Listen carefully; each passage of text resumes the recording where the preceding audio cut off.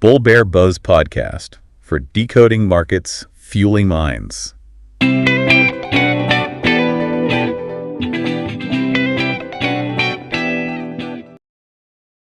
Welcome to the deep dive. This is where we take the information you're looking at, the sources you send us, and really try to understand what's going on underneath.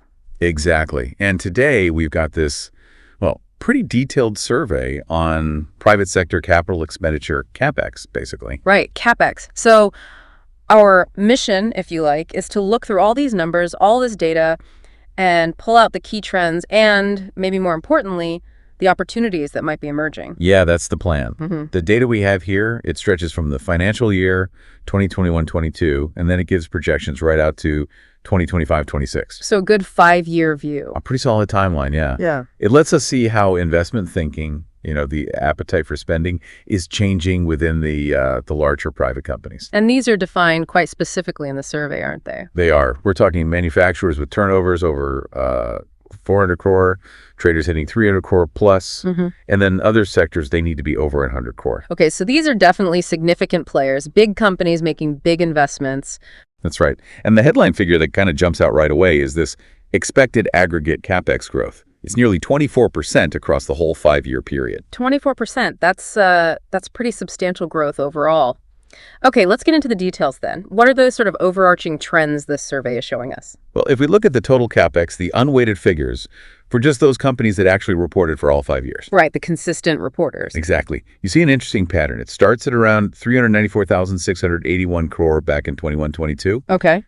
Then it jumps up quite a bit to nearly 572,200 crore in 22-23. Wow, big jump. Yeah, but then there's a dip in 23-24. It goes down to about 422,183 crore. Okay. So a bit of pullback there. A bit of a pullback, but then the projections shoot right back up. For 24-25, it's projected at over 656,490 crore. Back up strongly. Very strongly. Before, maybe settling a bit in the 25-26 projection, around 488,865 crore. That dip in 23-24, though, it does stand out a bit in that general upward path. Any quick thoughts on maybe what could have caused that before this big projected recovery? It's always tricky to pin down exactly from just this data. Yeah. It could be broader economic stuff, maybe specific sector issues, or sometimes just the timing of really big investment projects of finishing or starting. Sure. Cycles. Investment cycles, yeah. But what's quite interesting, despite that dip in total spend, is the trend for gross fixed assets, the GFA, per enterprise.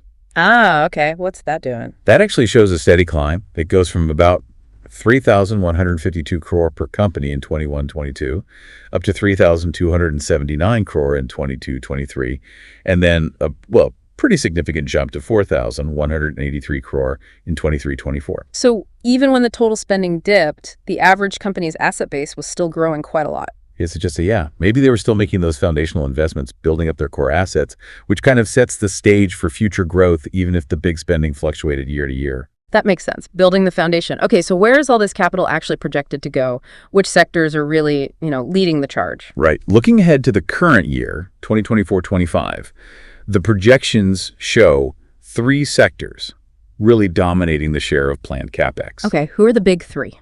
Manufacturing is way out in front. It accounts for 43.8% of the total projected spend. Nearly half. Wow. Yeah, it's huge. Then you've got information and communication activities. That's at 15.6%. Still very significant. And third is transportation and storage, pulling in about 14.0%. So those 3 are really the hot spots for investment right now. Interesting. For you listening, understanding that concentration where the money's flowing, that can really highlight where the economic activity might be strongest. Absolutely. That information and communication piece is interesting too, isn't it? It's not just digital transformation buzzwords anymore. No, it seems like real money going in. What do you think's driving that level? Well, it's likely a whole mix of things. Continued tech upgrades, definitely. Expanding digital infrastructure, think 5G, data centers. And just the general growth of the digital economy. Businesses everywhere know they need top-notch IP and digital tools to compete. Makes sense. Now, the survey also looks at it slightly differently, the percentage of companies intending to invest. Does that view line up? It pretty much does, yeah. For this year, 24-25, almost 29% of the surveyed companies plan to put capital into manufacturing. Okay. Then you've got information and communication again, around 14% of companies planning investments there. Wholesale and retail trade is about 9%, and construction is around 10%. So it gives a sense of how widespread the investment intention is across different parts of the economy, not just the total value. Exactly, the breadth versus the depth, if you like. Now, this is where I think it gets particularly useful for spotting those potential opportunities. The survey actually breaks down where the increase in CAPEX is intended. Where should we look in the data to see those sort of emerging growth areas? Yeah, Table 1 in this survey is key here. It highlights some really notable planned increases. For 2024-25, transportation and storage stands out. They're planning a really significant jump in CAPEX compared to what they've spent before. Okay, transportation boosting. Seems like it. And also, wholesale and retail trade and real estate activities, they also show pretty substantial intended growth this year. So what could that signal? Expansion, modernization? Could be both. Expansion, maybe more warehouses or logistics hubs for transport and trade, modernization of fleets or retail spaces, real estate, perhaps new commercial or even residential projects linked to broader economic activity. It suggests areas where supporting businesses might find opportunities. And if we peek a bit further ahead to the 2025-26 projections, do those intended increases shift focus at all? They do evolve a bit, yeah. Manufacturing, while always large in absolute terms, shows a particularly strong percentage increase planned from 24-25 into 25-26. So accelerating investment there. Potentially. And interestingly, so does the electricity, gas, steam, and air conditioning supply sector. Utilities, essentially. Ah, okay. So maybe longer term cycles kicking in for manufacturing and utilities into 25-26, more infrastructure heavy stuff. That could be what we're seeing, yes. These often involve larger multi-year projects. Right. So we've seen the overall trends, we've seen where the money's flowing and where the increases are planned. Now let's flip it slightly, thinking about where CAPEX perhaps needs to increase. The survey talks about investment strategies. What can we learn from that? This is a really interesting angle for spotting maybe gaps or future needs. For 2024-25, about 40% of companies say their investment focus is on core assets. Or meaning? The absolute fundamentals. Upgrading essential machinery, basic buildings, things you need just to operate day to day. Got it. Then another 28% are focused on value addition, maybe improving existing products, making processes more efficient. And about 17% are looking at diversification, moving into new markets or products. Okay, and where's the potential insight there? Well, what's potentially revealing is looking at sectors where maybe fewer companies are focusing on those core assets. Ah, where the foundations might be getting less attention. Possibly. For example, the survey suggests accommodation and food service activities, and also professional, scientific, and technical activities. These sectors have a smaller proportion, focusing investment on core areas compared to others. So what could that mean? It might signal areas where businesses are potentially underinvesting in their fundamental infrastructure. Maybe they're focused on expansion or other things, but neglecting the core. That could lead to problems down the line, inefficiencies, or maybe missing out on growth because the base isn't strong enough. That's a really insightful way to look at it, not just where the money is going, but where it perhaps isn't going as much as maybe it should be, especially on fundamentals. For you listening, spotting that kind of discrepancy could highlight maybe industries under pressure or perhaps even investment opportunities if they correct course. Exactly. It's about looking for those potential imbalances.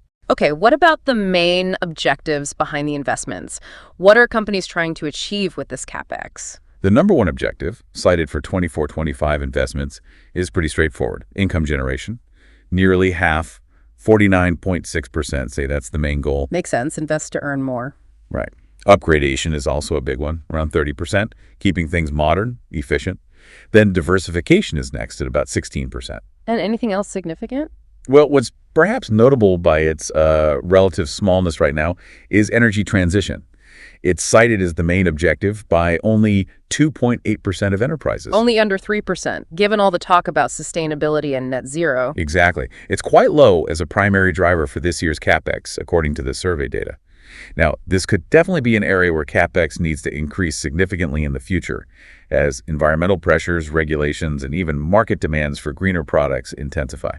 Yeah, that seems like a major potential growth area for investment down the track, doesn't it? If companies need to catch up on that front. It certainly looks that way, a potential gap right now that will likely need filling. Okay, another interesting bit of data was around why some companies didn't report specific CAPEX plans for 2025-26. What can we glean from that? It gives us a bit of insight into planning horizons, maybe. So, yeah, about 43% said they had no specific CapEx intended for 25-26 at the time of the survey. Which sounds a bit concerning initially. It might, but then you look closer. A significant chunk, actually over 52% combined, said they expect their CapEx in 25-26 to be either the same as 24-25 or actually increase. So even if the specific plans weren't locked down yet. Exactly. The underlying expectation for many is still continued, or even higher, investment. It suggests that maybe the final realized CapEx for 25-26 could end up being higher than the initial projections imply once plans firm up. Right, so more optimism than that no expenditure intended figure might suggest at first glance. More potential opportunity unfolding, perhaps. Potentially, yes. It suggests the investment momentum might carry through more strongly. Okay, let's quickly touch on what they're buying. Asset allocation trends. Yeah, for the proposed CapEx in 24-25, it's really dominated by machinery and equipment. That accounts for over 53.1%. The workhorses of industry? Pretty much. After that, it drops off quite a bit. Dwellings, other buildings, and structures come next at just under 10%. Okay. And then other intangible assets, intellectual property products, think software, R&D outcomes, that's around 5.8%. So the big focus right now is clearly on machinery and equipment. Does that suggest anything about future needs? Well, you could argue that such a heavy focus on M&E now might create needs later for, say, the buildings to house it, the infrastructure to support it, or perhaps more R&D and intangible asset investment to drive the next wave of innovation. Good point. One investment often begets another down the line.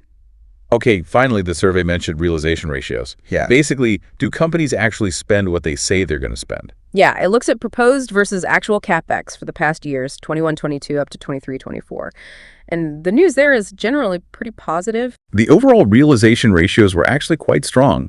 They ranged from about 99.7% in the lowest year up to nearly 112% in the highest. So generally, they spent roughly what they planned, or sometimes even a bit more. On aggregate, yes.